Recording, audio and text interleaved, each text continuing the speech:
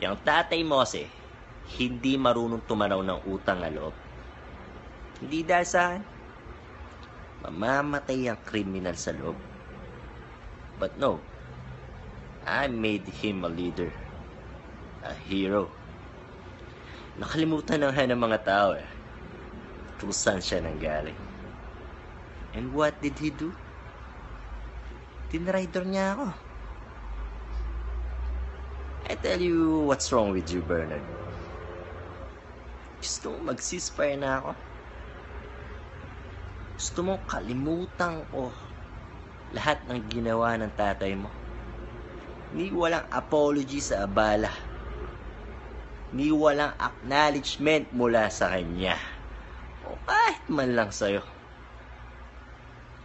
Hindi ako kung sino-sino lang na inaapak-apakan lang. Cheers.